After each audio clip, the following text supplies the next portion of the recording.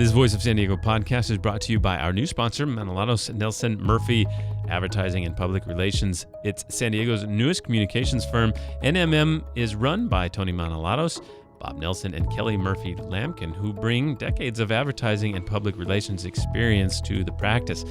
M&M creates connections and drives results, offering strategic planning, media relations, online, print, and broadcast advertising, coalition building, and crisis communications. Our reporters at Voice of San Diego have definitely heard a lot from Tony and Bob over the years. Tony, Bob, and Kelly are supporters of Voice of San Diego, and you can learn more about their new firm at mnmadpr.com. That's mnmadpr.com.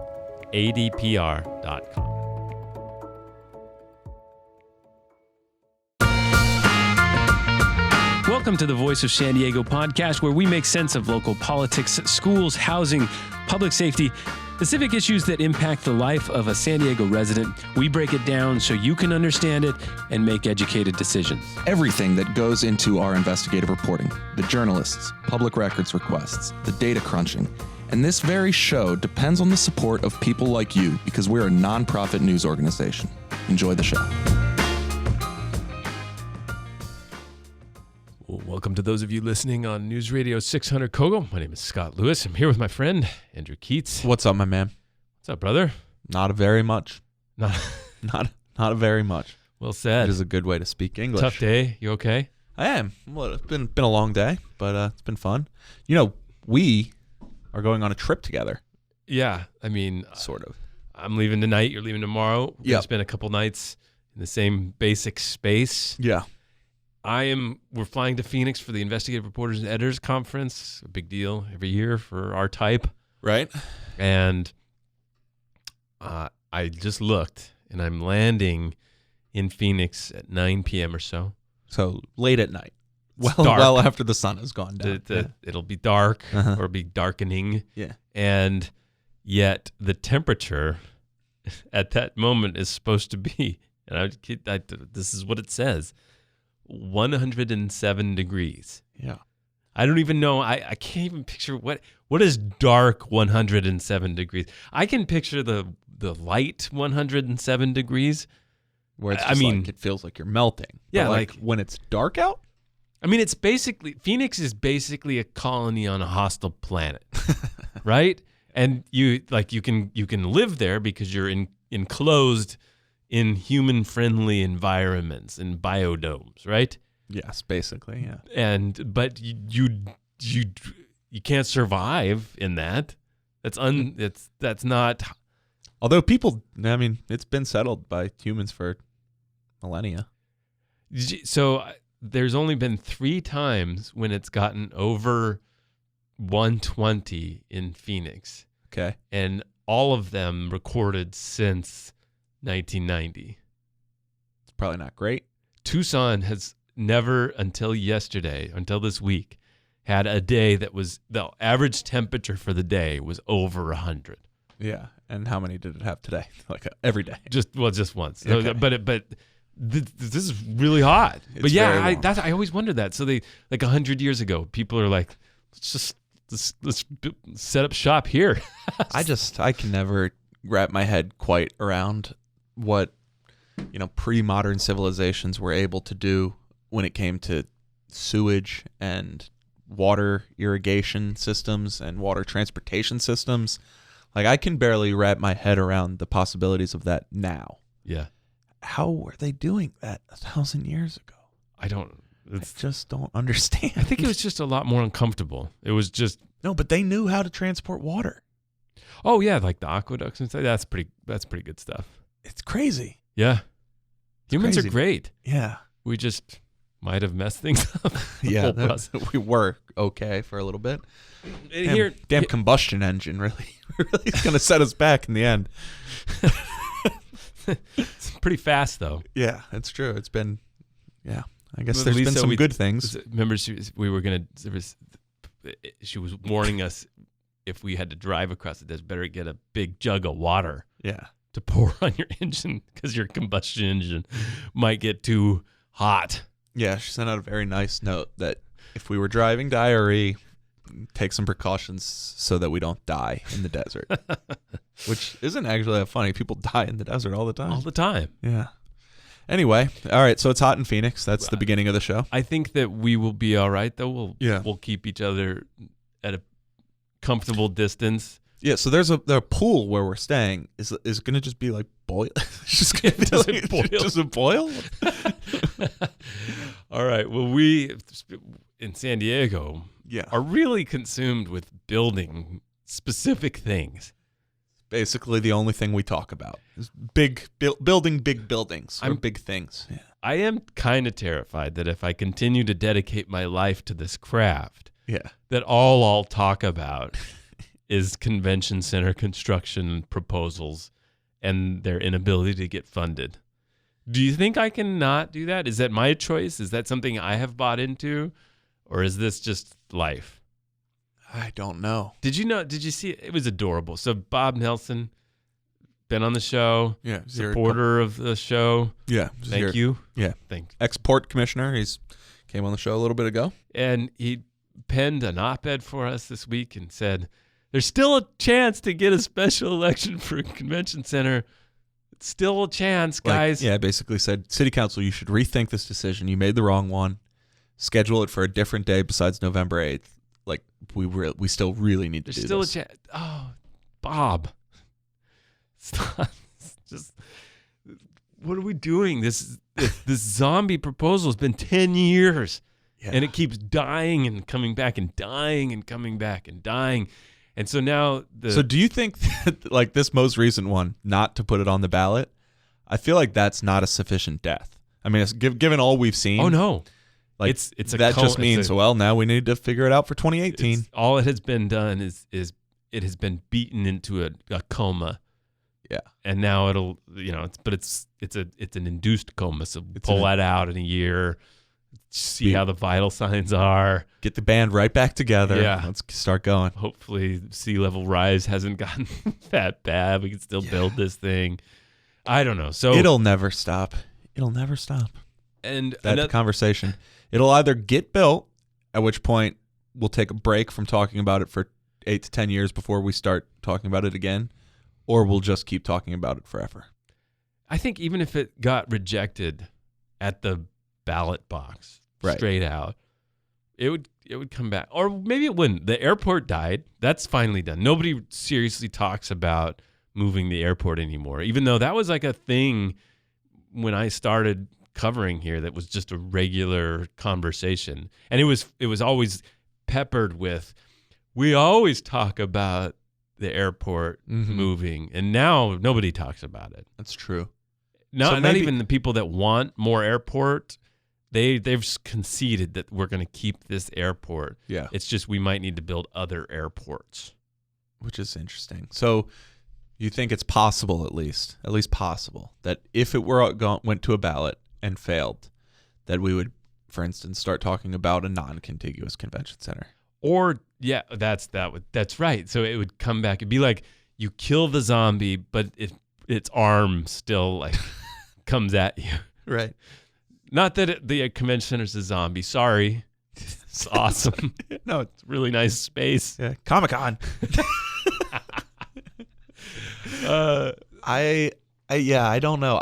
I feel like the way this new proposal was structured, where we had other funding mechanisms tied to the TOT increase, gives it new life forever. Yeah. So now if it fails this way, then it's always part of the package. You can always just bring back a new package of things, which will include a convention center. That's right. It'll be the thing that the chamber types, the Chamber of Commerce, the right of sender establishment want in exchange for support of whatever tax increase that the liberals come up with, which the Carl DeMaio types will just kill anyway. Yeah. And it'll just keep being crushed. What if it, I don't even know if this is possible. What if the next time Sandag asks for a sales tax hike, it was incorporated into that? I mean, that was my original theory, right? That like you go back and all of these pursuits should have been unified, right? They should have Sandag and remember the infrastructure push, the mega bond that we were talking about, the Boy, we'll never get those days that we spent talking about that thing back, huh? Yeah, Mark Kersey came up. We're going to consider everything to fund infrastructure truly and wholly forever. Yeah. And all those discussions and the stadium discussion and the convention center and all these things, it seems like they could have been put together, and we could have had an infrastructure plan. Yeah. That worked together to solve a lot of problems that might have had ancillary benefits for these discussions about stadiums and convention centers. Well, isn't that kind of sort of what this thing is? It's like homelessness and infrastructure generally and the convention center. Yeah, the problem was it was just the mayor that came up with it.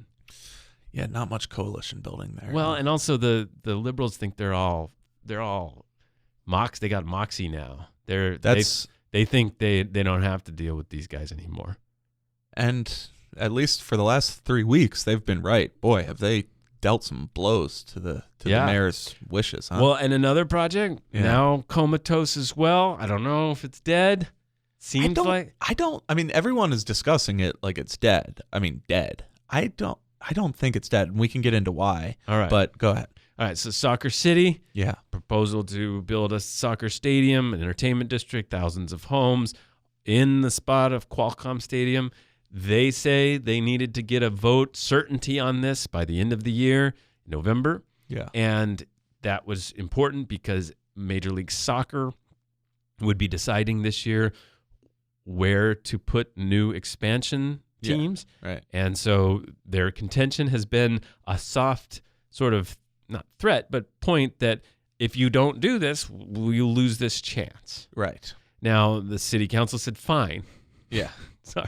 City council said, okay, well, so maybe that's true and maybe it isn't. We'll put it on the November 2018 ballot. But here's the thing. It's on the November 2018 ballot. Yeah, no matter what. Like, the signatures have been collected. It's been voted. It's gonna be there. And I would argue that it is in a pretty strong position right now. If it truly is as popular as they say. Yeah. And if Major League Soccer is not actually going to cut the process off this year, which I'm not sure that it is. Yeah, and this is not sourced. I don't like, there's been a lot of people that this conversation has had a lot of weird, like, I know a guy who knows a guy and he said that the timeline isn't real, or if you read between the lines of the statement, the timeline. I'm not getting into any of that. It just seems to me that the timeline doesn't make any sense.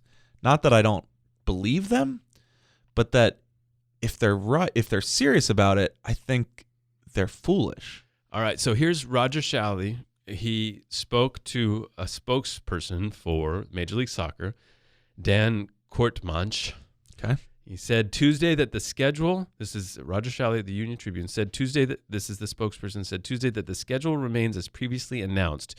2 franchises awarded by the end of the year, and the schedule for awarding 2 more would be announced at the same time. Right. 12 cities, including San Diego, are in competition. So ostensibly, reading that,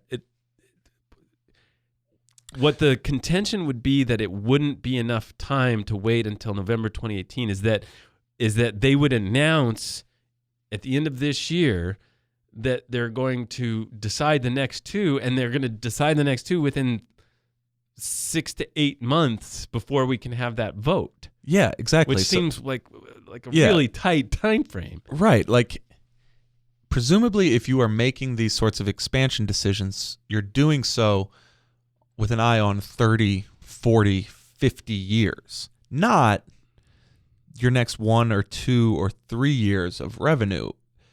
And so I don't understand, if you want to be in San Diego, why you wouldn't be willing to meet in San Diego. Now, if San Diego isn't an attractive market to them for one reason or another, because the Cholos are close in Tijuana, or there's 2 teams in LA, or other cities have stronger bids, then that's one thing. Then, like, okay, yeah, sure. Then you don't want to be here. That's great.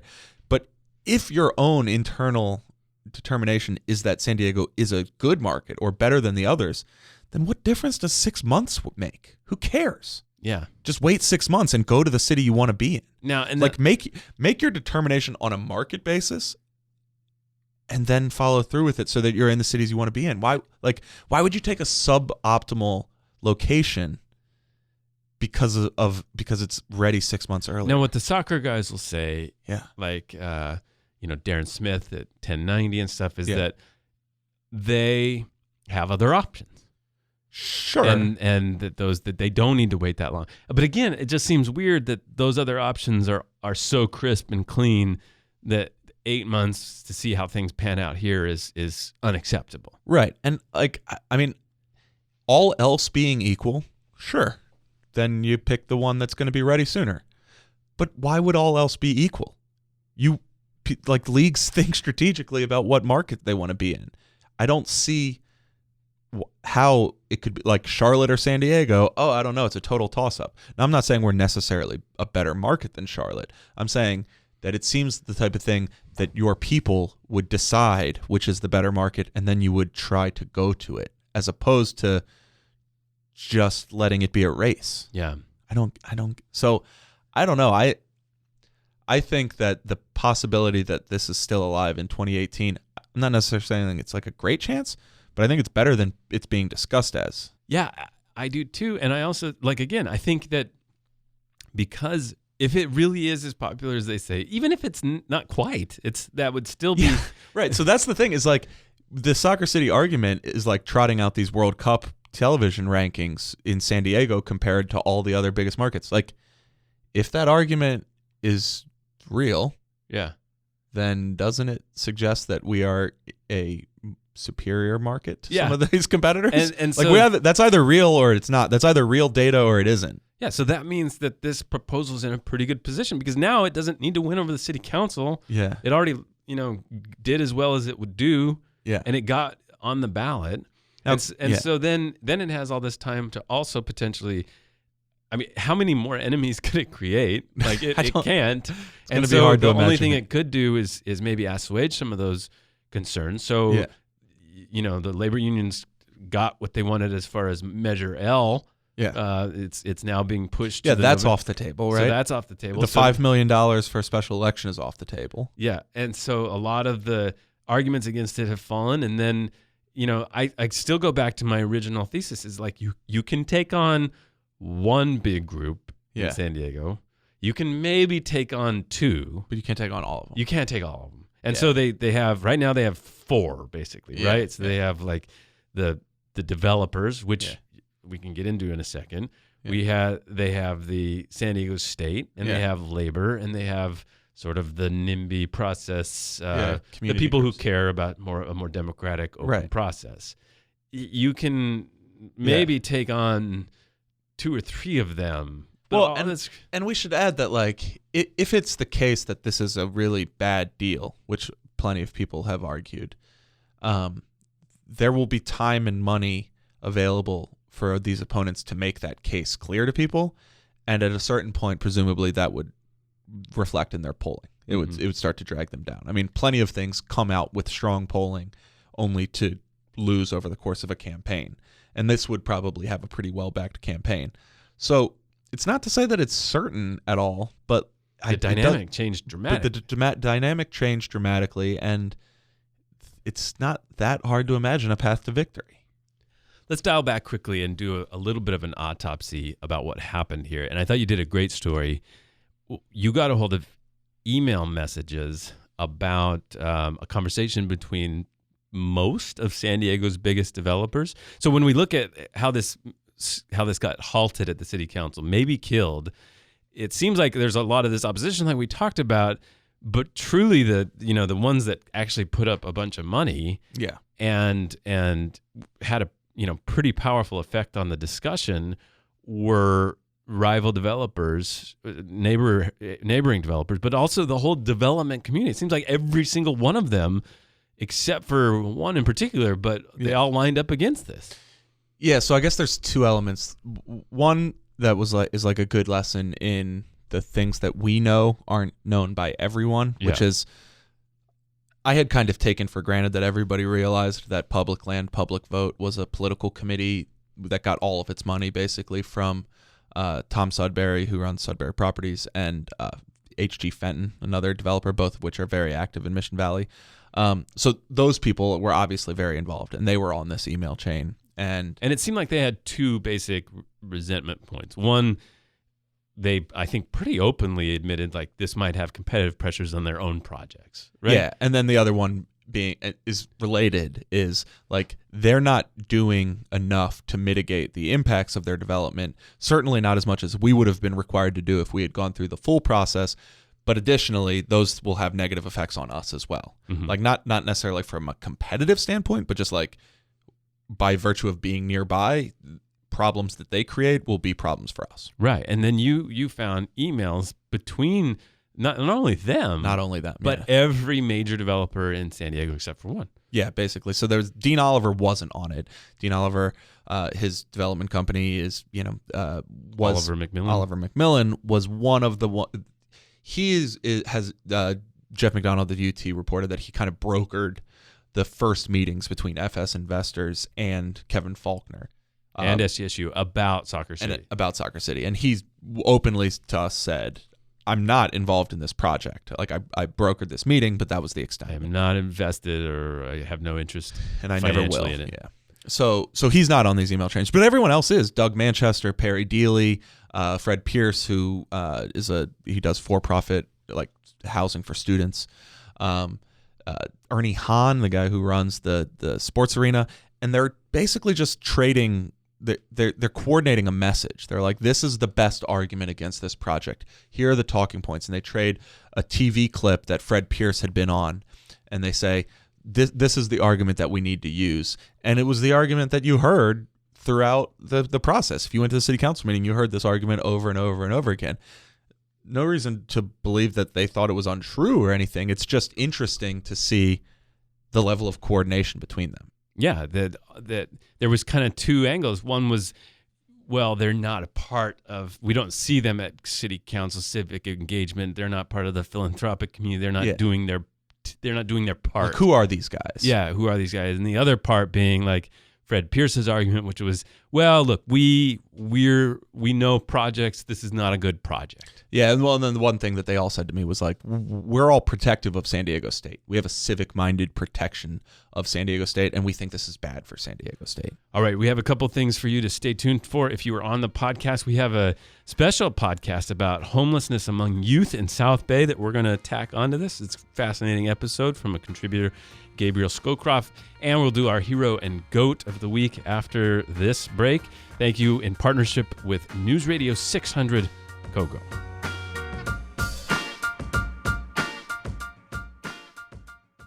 This is Erin. I'm the Director of Development for Voice of San Diego. I'm here today with one of our sponsors, Tony Manilatis from Manilatis Nelson Murphy Advertising and Public Relations. Why is it important to hire a firm like yours to help with communication strategy? Our firm brings decades of experience to the job, and we've worked on both sides of the communication equation. We've been in newsrooms, we've been in PR shops, and we can sit down with the client and let them know, gee, that's not going to play well. If I was a reporter, this is the question I would ask. So beyond the tactics, the day-to-day, the press releases, those types, the social media, a strategy is important so you have a game plan. If you'd like to learn more about the services Tony and his partners offer, please visit their website, www.m&nbsp.com. This podcast is sponsored in part by the Downtown San Diego Partnership, a nonprofit advocate for the economic vitality and growth of downtown. From side-splitting annual dinners to free weekly yoga classes, the Downtown Partnership hosts dozens of can't-miss events each year. Get your tickets now to the annual Taste of Downtown, one of the premier culinary events in San Diego. Experience the flavors of downtown by sampling tasty bites from more than 40 restaurants throughout the Gaslamp Quarter, Financial District, and East Village on September 14th. To buy tickets and learn more about upcoming events, becoming a member, and the partnership's vision for downtown San Diego, visit www.downtownsandiego.org. So we had another piece of news following up from a previous sort of storyline that we were following here at the Voice of San Diego's great podcast studio, and that is the question of who's going to be the interim district attorney, and Summer Stephan won that. Yeah.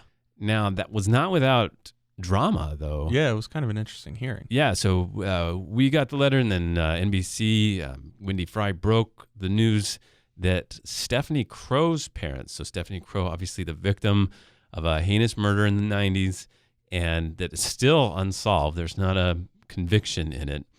And, of course, her brothers were accused of the crime.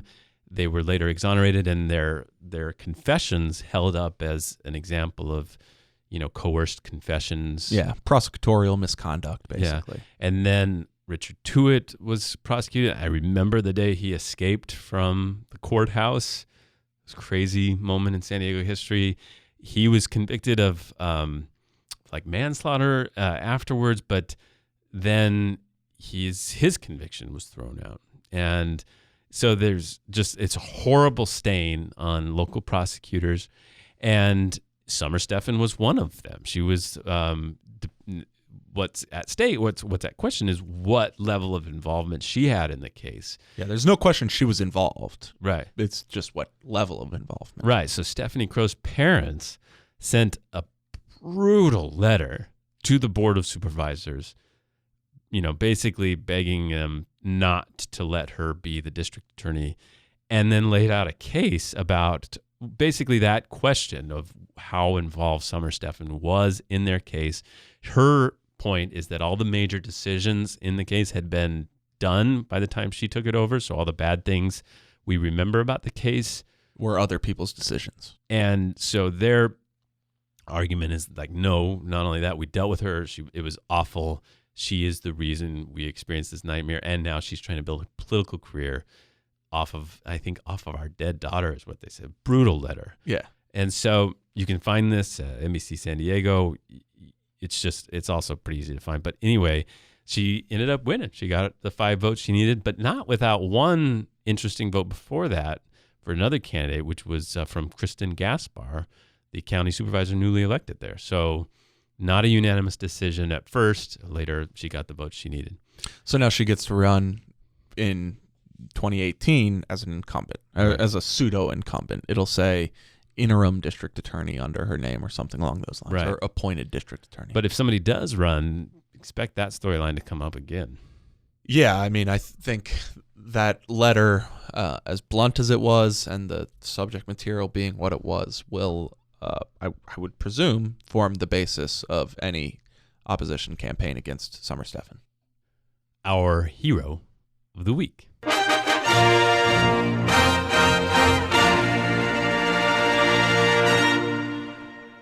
So almost 1,500 students in South Bay Union School District are homeless. At one school, Willow Elementary School, more than 40% of students live in what they call unstable housing situations. At San Isidro School District, roughly a third of the district's students are homeless. Now, homeless in the designation of unstable housing, it's a little more complicated. They're not living in the street often. They're not just laying in the street, but they define it as do they have a place to sleep regularly? Is there any level of uncertainty about your living situation? And there's, this is what we call it, what Maya Sri Krishnan's series this week has been about the hidden homeless in South Bay. They're not necessarily living in the street, but they do not have homes. Sometimes they're living in RVs and junkyards illegally. Some of those junkyards, of course, are owned by city-owned properties. Yeah. There's just a lot of bad living situations going on. And then the school districts are taking the brunt of this challenge. School districts are essentially like service providers for this population of people. And so we wanted to highlight some of the people that Maya encountered through this investigation and feature that she produced this week. By no means is this all of them, but Mirinda Kiyopo, Veronica Medina, Molly Ravenscroft, Pamela Reichert Montiel. She's the Director of Student Support and Accountability at South Bay Union School District. These are all educators and employees at South Bay schools. They're all stepping up to provide. Some of them carry like wipes. For kids that don't have showers, they have extra boxes of clothes in their car for kids that don't have clothes. They bring additional food for lunches. It's really the front lines of abject poverty and trying to give these kids some sort of hope for the future. So check out Maya's series. It's easy to find on our site, Voice San Diego, Hidden Homeless. You can search that. But some fascinating statistics. She really led the story in a way I think was pretty powerful.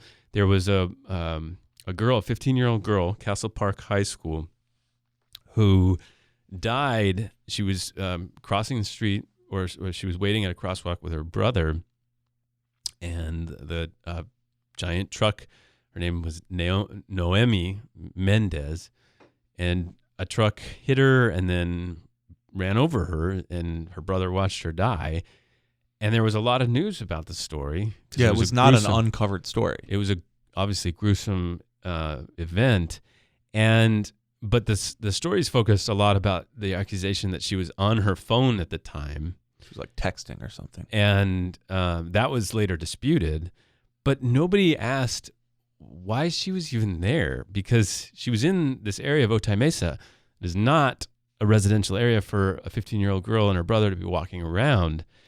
And Maya Sri Krishnan did ask, and it was the reason the girl was there because she lived in a junkyard. Yeah, she lived in a trailer parked in a junkyard. A jury in February found out or decided that she was not at fault for that accident and awarded her family $10 million. So quite a story. Maya's unraveled, and really shocking situation for thousands of families in South Bay. So check it out. Hopefully we can get some attention to it and some solutions. Our GOAT of the week. You lose! Good day, sir! This goes to the bloodthirsty San Diego Padres fan base. For non-sports fans, there's a semi-regular ritual performed in the world of baseball whereby someone breaks a rule, written or unwritten, and then it is an agreed-upon standard that the next game or some game later on, the opposing team throws a baseball as hard as they can at that person who broke that written or unwritten rule as hard as they can. And it's pretty silly, and it happens all the time, and it's kind of just had been for a very long time the way baseball worked, and to some extent still is. But the Padres were on the wrong end of this situation. Anthony Rizzo, an ex-Padre, broke a rule, and in doing so injured Austin Hedges, a current Padre. No real question about the fact that he broke the rule. Just quickly, he was, we used to have these plays at the plate. You would run over the catcher. They outlawed that. They said the catcher has to give space for a slide to the plate, and the runner is supposed to go to that space. Yeah. And he did give space, and Rizzo clearly didn't respect that and ran into him trying to knock the ball loose. So the next game, it was widely presumed among Padre faithful that the Padres should make sure that they bean Anthony Rizzo. That they throw a 80 to 90 mile per hour projectile at a person on purpose. Yeah. And the Padres didn't. They did not do that.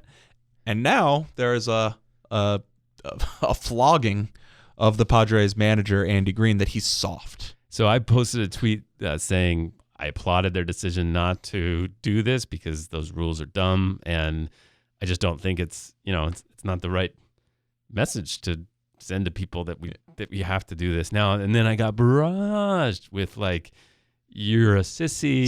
You got no idea. Yeah, I got called a sissy. You obviously don't know baseball. This is an unwritten rule. We have to do this. We look like pansies. We look like, there was all kinds of memes of the manager dressed up as a girl, and the Charmin toilet paper and stuff. Here's the thing. Here's as far as I'll go, which is, if that's just a tradition and you're a traditionalist and you say like, you know what, maybe it doesn't make the world's most sense, but this is baseball and I'm a traditionalist, fine. But like, get over the idea that it makes you tough. Yeah. That's like from home. It's so weird. Rooting for this to happen makes you a tough guy, and anyone who disagrees a sissy. Get out of here. You're not tough. It's so There's funny nothing tough about it. It's so funny that the tough thing to do is after an injury like this to wait a day and then to throw a ball from 60 feet away at a guy who's standing there rather defenseless. And then say, it slipped. Yeah, and then say it slipped. And it's like I can on the one hand I can picture like, okay, if this egregious violation happened and then Austin Hedges, the catcher, starts pounding him, I can see how that starts. And not saying that's okay either. Like, we should probably not fight, but there's a rule of law, like whatever. But okay, that's a fight. But to act like that's the tough thing to do, and that you're, if you don't think they should do that you're a sissy or whatever, that's just bad. We got to stop with that. Silly.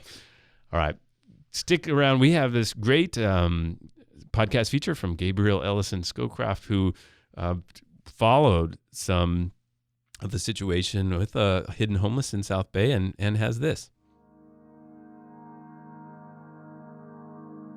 I didn't think about I was homeless until senior year of high school, until they told me I was homeless, because I didn't have no guardian, I guess you would say, since my grandma passed away and nobody actually was there. That's Natalia Mele. She's 20 now, but when she was in high school in the South Bay, she struggled to find a stable place to call home. This special installment on the Voice of San Diego's podcast network is about hidden homeless children in San Diego County, South Bay. I'm Gabriel Ellison Scowcroft, and I'll be your host for this episode. As Natalia points out, many homeless students don't realize they're homeless because they may be sleeping with a roof over their head. So we'll be looking more broadly into what youth homelessness means and how it impacts children. And we're also going to take a closer look into one school district that serves high numbers of homeless youth. But before we do that, let's hear a little more of Natalia's story. They found out because I wanted to go to Georgia with my uncle, and I was like, hey, I'm leaving for a week. And I told the attendance lady I was leaving for a week, and she's like, why? I was like, because I'm going to Georgia. And she's like, oh, okay, you need a signed signature from your guardian. I'm like, I don't have a guardian. He's like, is your uncle your guardian? No, I don't live with my uncle. He's like, who do you live with? I live with my best friend's parents. Natalia's parents divorced when she was very young. Her father is an alcoholic, and after he left, Natalia and her mother moved to the South Bay, where she was enrolled in the Sweetwater School District. Natalia's mom was suffering from a mental illness that got worse as Natalia grew up. I remember my mom, at night, she would always yell at nothing at night, and that's probably one of the reasons why we got kicked out a lot. I don't actually remember going home. I don't know. When stuff happens to you and you don't really like it, your brain kind of blocks out. What's it called? I feel like that's happened to me because I could barely remember glimpse of my life when I was younger, because I was really alone. I remember my mom had cardboard boxes flattened out over the windows because she didn't want people to look in. And then sometimes I didn't have a real bed. I had these big pillows, kind of like the Japanese had, they'd sleep on that. Natalia told me that her mom became increasingly paranoid until when Natalia was in 7th grade, her mom decided to move to Tijuana. She just told me she's going to TJ. I'm like, okay. Do you want to come with me? I'm like, no, I need to stay with Stephanie and go to school here. The Stephanie you just heard mentioned is Stephanie Juarez, Natalia's best friend. By age 13, neither of Natalia's parents was able to take care of her, so she started making decisions most people don't have to make until they're adults. In the beginning, when I first moved with Stephanie, we didn't have beds.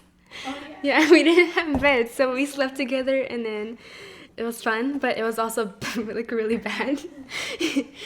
There was good times where because we had each other. That was the good part. For me, I was all alone in my house with my mom, and it felt nice to be with someone who we bonded together and we knew what was happening, and we could talk to each other about problems, how I was with my father, and how he would tell me he was gonna show up, but he didn't show up, and then he would tell me about her father issues, and I kind of understood.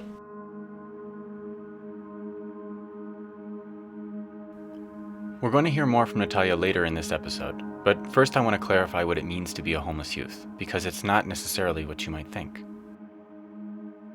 Children and youth who are homeless under federal education law are children who lack a fixed, regular, and adequate nighttime residence. This is Barbara Duffield, the executive director of Schoolhouse Connection, which is a national organization that promotes success for children and youth who are homeless. What that actually means is that they may be staying in shelters, they may be staying in motels due to lack of adequate alternatives, and many or most of them are staying with other people temporarily because they don't have anywhere else to go. There's been a lot of discussion in San Diego County recently about homelessness. For the most part, this discussion refers to people who are living on the street. But unlike street homelessness, youth and family homelessness can be difficult to notice. Schools in the South Bay have become a kind of window into this world that is usually almost impossible to see. This is mostly because, in public schools, there is a mandated seat for every child in the country, regardless of whether they're homeless or what their immigration status is. Child and youth homelessness is mostly invisible for a number of different reasons. Most people may think, well, if you experience homelessness, you just go to a homeless shelter. That's not true. The reality is that because of the lack of shelters and shelter beds, and also because of the fear of having children removed by child welfare, the fear of authorities getting involved is another reason why child and youth homelessness looks different and is largely invisible and mostly takes the form of staying with other people because, again, there's nowhere else to go, no shelter. If there's a motel, there may not be money for staying in a motel, and also just really wanting to keep a low profile and to the greatest extent possible, try to keep the family intact. In the course of reporting this story, I've heard about many families in the South Bay who are in this situation. They can't afford a place of their own, so entire families will live in a single bedroom, or a garage, or a tiny trailer. Hi, this is Molly Ravenscroft. Yes, that's understandable, and so we can definitely help with school placement. So you're living in a transitional shelter right now? I'm Molly Ravenscroft, and I'm the Family Community Services Program Coordinator for Sweetwater Union High School District. I support our students in foster care and our students experiencing homelessness at all of our sites. A quick note so the terminology doesn't get confusing. Molly and some of the other people you'll be hearing from often refer to families or children who are homeless as in transition. In the 2016-2017 school year, there were about 650 students who were identified as in transition in Molly's district. She oversees all 26 of the school sites that comprise Sweetwater, so she is constantly in touch with families in need of help. While I was interviewing her, the phone wouldn't stop ringing. She told me it's like that pretty much every day. So this is my third year in the job, and it still surprises me how often new families are contacting me, or our current families who may have had stability in their permanent housing, and then their situation changed. A parent lost their job. I had someone in here yesterday, a family who unfortunately both parents had lost their job and now are having to move out of their home and live with someone else. So they're in that temporarily doubled up situation. So they had come in asking for resources. It's a continual, keeps us busy here. When I first started, it was shocking to hear some of the stories, and just at certain times, to be real with you, I felt defeated. Like, what is wrong with society? Why is this happening? You might have noticed that Molly is talking about families here, not students. She works for a school district, but she ends up helping families just as much as she helps individual students. A huge part of her job is helping families that are struggling with homelessness, or connecting them with organizations that can help them. Molly likes to say that she helps to connect families with resources. What that really means is that, directly or indirectly, Molly is the one who helps them find a place to stay, who tells them where they can find food and health insurance, how they can get help with transportation, and with so many other things. The point I'm trying to make is that school districts in the South Bay have become primary providers for this invisible homeless population. Because she spends so much time on the phone with parents, Molly has heard a lot of stories about how families come to be in transition. Many of them are in their situation because they've lost their jobs, or there's a medical issue with one of the parents, and so a lot of resources have had to go towards that. Some of them are in their situation due to domestic violence. They had to flee a situation. Some of them are in the situation because one or more parent has been deported. These are families that don't want to be in transition or living how they are currently. And many of them are doing whatever they can to get out of their situation, whether it's accessing resources through our program or different community resource centers that we refer out to or they're already working with. And I've seen a lot of families, or some families, being able to get to a point where they're able to find some more stability, but it takes a lot of time. So I have parents who are asking for assistance related to employment. So trying to get connected to a job, but when they do get a job, it's generally they're having to also balance childcare, or it's a low-paying job.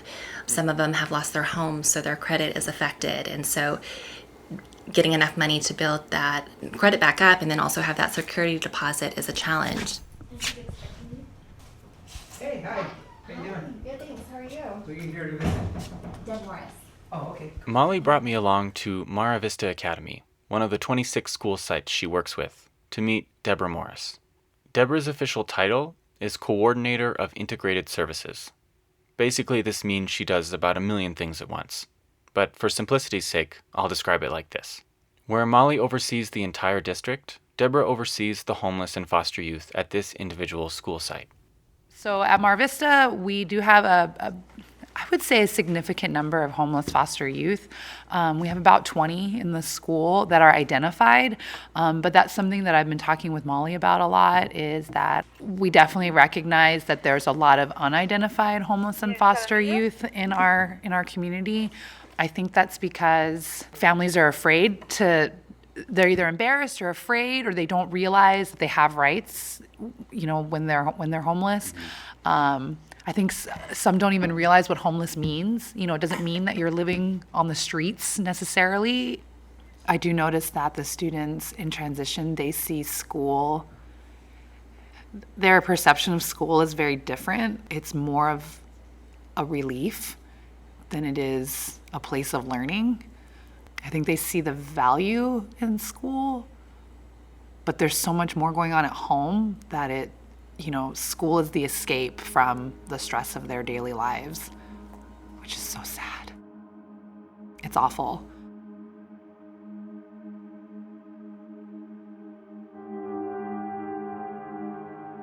Almost everyone I spoke with for this story, including Deborah, emphasized just how stressful it can be for a young person to be without a stable living environment. A lot of the time, Deborah's job is just about being there so students have someone they can talk to.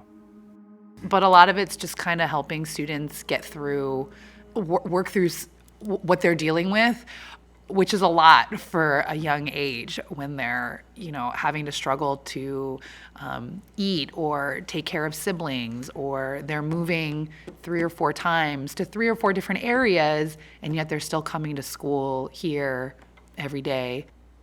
One trend that I maybe it seems more common sense, but it's definitely something that needs attention, is that students in transition have like a litany of concerns that need to be addressed. It's not just that, their living situation is in transition. It's that they, lack financial support. There's job placement issues. Sometimes there's single parent families.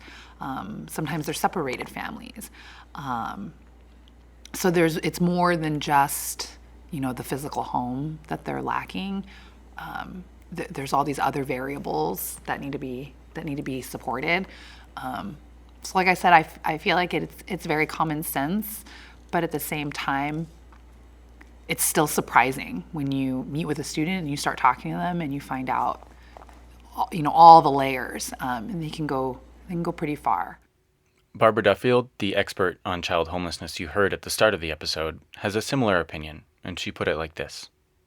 Homelessness really wreaks havoc with every aspect of a child's life. The things that we know are essential for healthy child development, attachment to parents, normalcy, structure, routine, basic needs being met, all of that goes out the window when a child lacks a permanent home, partly because they're moving from place to place. That mobility disrupts all of that, partly because of some of the things that may have caused the homelessness. It's almost never just homelessness. There's typically something else that's going along with it. I think, unfortunately right now, the sort of the framing is around housing as like the solution to family homelessness, but it's poverty, it's deep poverty, and that means it's complicated. So we have to look at everything from the income side of it. Yes, we have to look at the housing side of it. We also have to look at the service side of it.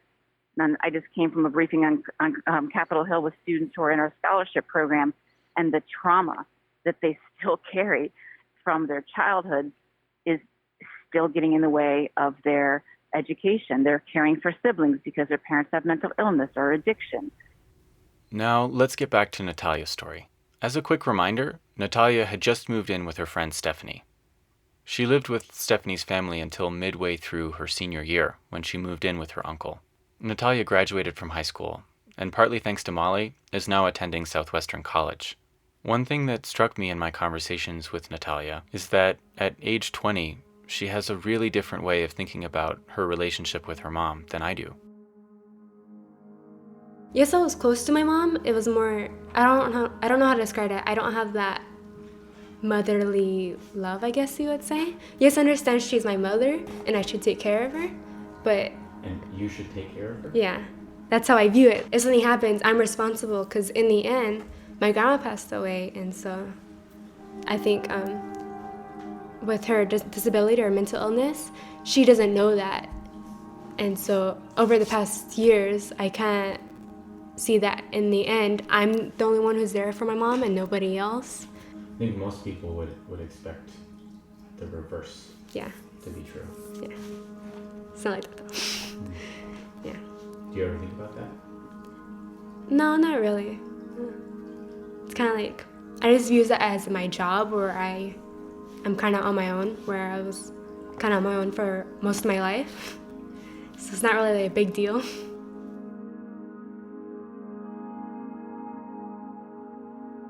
In many ways, Natalia's story is one of her own success in the face of incredible adversity. She overcame some huge hurdles to get where she is now, a college student with a stable living environment and a part-time job. But she also slipped through the cracks of the system for most of the time she was in need. Even though Natalia is able to tell me that feeling responsible for a mentally ill parent is no big deal, it still has a very real impact on her life today. My mom's mental illness is still affecting me, and then my dad's still an alcoholic, but not as bad as when I was younger. It's just I kind of wish I had a childhood in a way where I kind of had my parents both on my side, which I did when I was before preschool in the house. I think I kind of moved on. It's just that frustration in the back of my mind where like I wish I had a family, but I kind of don't, where I'm like, I feel like I'm proud of myself, where I'm more independent, where I don't need people, I just need myself.